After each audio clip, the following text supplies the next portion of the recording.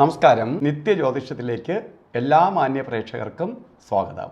ഇന്ന് 2024 നവംബർ മാസം 20-ാം തീയതി 1200-ാം ആണ്ട് വൃശ്ചിക മാസം 5-ാം തീയതി ബുധനാഴ്ച. ഇന്ന് ബുധനാണ് ദിവസം. ഇന്നത്തെ നക്ഷത്രവും പുണർദൻ നക്ഷത്രമാണ്. പുണർദൻ നക്ഷത്രം ബുധനാഴ്ച.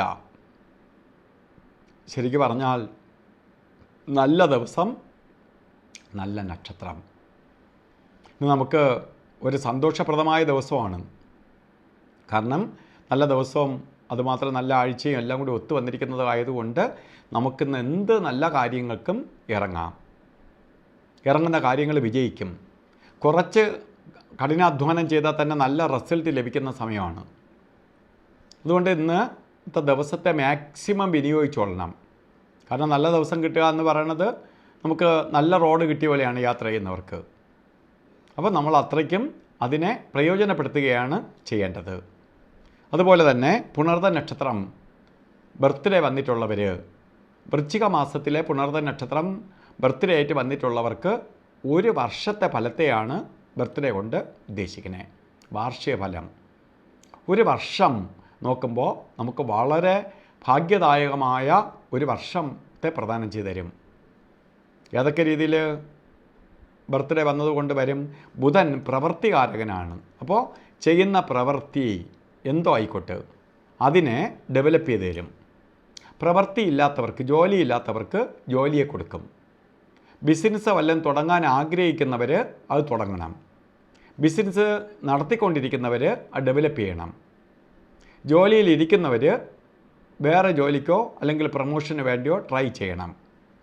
പഠിക്കുന്ന കുട്ടികളാണെങ്കിൽ പഠിത്തത്തെ കുറച്ചുകൂടി ശ്രദ്ധിച്ചാൽ നല്ല റിസൾട്ട് കിട്ടും. ഇല്ല, ഞാൻ പഠിത്തം നിർത്തി, എനിക്കിനി അങ്ങോട്ട് പഠിക്കാൻ മുടക്കം വന്നിരിക്കുന്നവർ കണ്ടിന്യൂ ചെയ്യണം. ഉപരിപഠനത്തിന് വേണ്ടി പുറത്തു പോകാനോ അല്ലാതെ ശ്രമിക്കുന്നവർക്ക് അനുകൂലപ്രദമായ ഒരു വർഷമാണ്. അപ്പോൾ ഇത്തരം കാര്യങ്ങൾ നിങ്ങൾ വേണ്ട രീതിയിൽ പ്രയോജനപ്പെടുത്തിയെടുക്കണം. കാരണം നല്ലൊരു വർഷം നിങ്ങൾക്ക് ദൈവം തന്നിരിക്കുകയാണ്. അപ്പോൾ ഇന്ന് ഓരോ കാര്യങ്ങളുമായിട്ട് മുന്നോട്ട് പോകുന്നവർ വളരെ ശ്രദ്ധിച്ച്, കാരണം പ്രധാനമായിട്ട് നല്ല ദിവസമാണ്, നമുക്ക് ഓരോ കാര്യത്തിന് ഇറങ്ങണം എന്ന് ഞാൻ തന്നെ പറഞ്ഞു.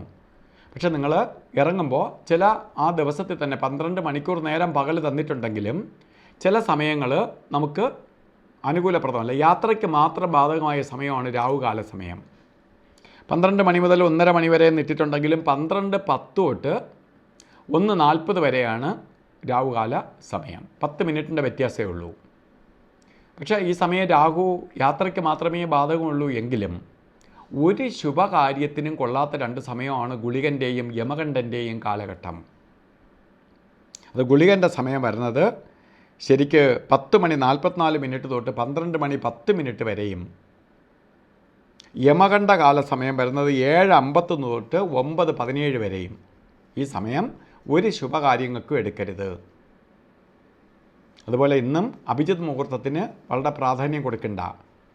11:45 തൊട്ട് അഭിജിത്ത് മുഹൂർത്തം തുടങ്ങും. 12:33 വരെ അഭിജിത്ത് മുഹൂർത്തമുണ്ട്. പക്ഷേ രാഹുവും അതുപോലെ യമകണ്ഠനും ഒക്കെ കയറി വരുന്ന സമയം ആയതുകൊണ്ട് ഈ അഭിജിത്ത് മുഹൂർത്തത്തിന് ഇന്നത്തെ ദിവസം കൂടുതൽ പ്രാധാന്യം കൊടുക്കേണ്ടതില്ല. മറ്റ് മുഹൂർത്തങ്ങൾ തന്നെയുണ്ട്. ഇന്നത്തെ ഓരോ കാര്യം നിങ്ങൾക്ക് ഇറങ്ങുമ്പോഴും വസ്ത്രധാരണത്തിന്, രാവിലെ നല്ല കാര്യങ്ങൾക്ക് വേണ്ടി പോവുകയാണ്, വസ്ത്രധാരണത്തിന് പ്രാധാന്യം കൊടുക്കണം.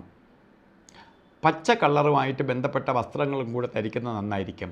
പച്ച കളറ് എന്ന് പറയുമ്പോൾ നമുക്ക് തനി പച്ച ഇട്ടുകൊണ്ട് പോകണമെന്നല്ല, പച്ച കളറ് വസ്ത്രധാരണത്തിൽ ഉൾപ്പെടുത്തുക.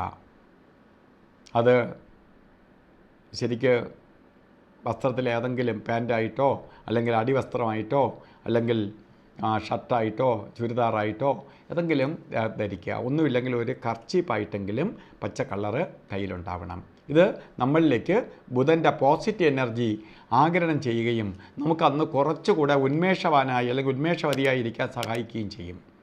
അപ്പോൾ ഇന്നത്തെ ദിവസം എല്ലാവർക്കും ഐശ്വര്യപ്രദമായി തീരട്ടെ എന്ന് സർവേശ്വരനോട് പ്രാർത്ഥിച്ചുകൊണ്ട് നിർത്തുന്നു. നന്ദി, നമസ്കാരം.